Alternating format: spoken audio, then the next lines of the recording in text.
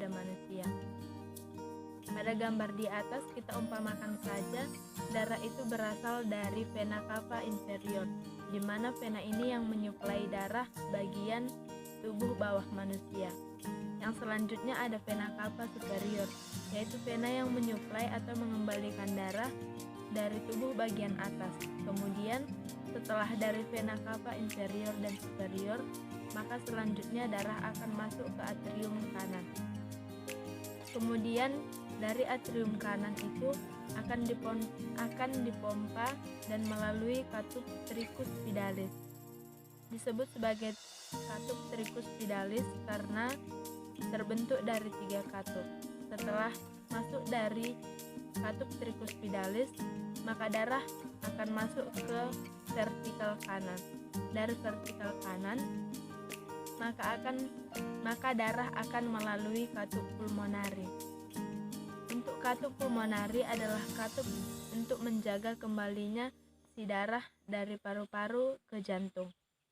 Setelah darah melalui katup pulmonari, selanjutnya darah akan dipompa menuju paru-paru melalui arteri pulmonaris, baik kanan ataupun kiri.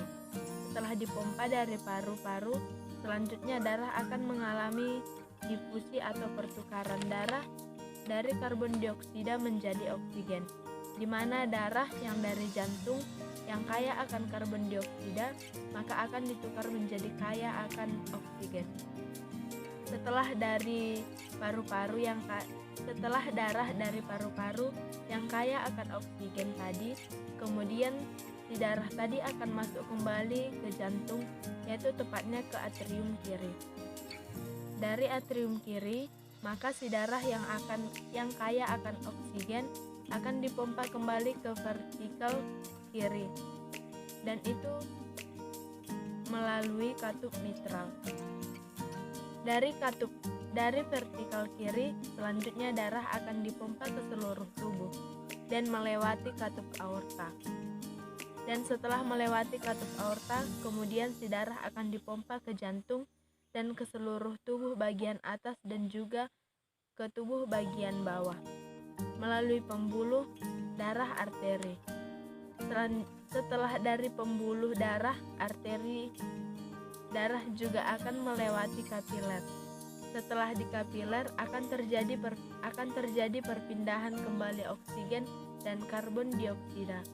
Selanjutnya, si darah yang kaya akan karbon dioksida akan disalurkan melalui venular ke vena dan kembali lagi ke jantung melalui vena cava superior dan vena cava inferior.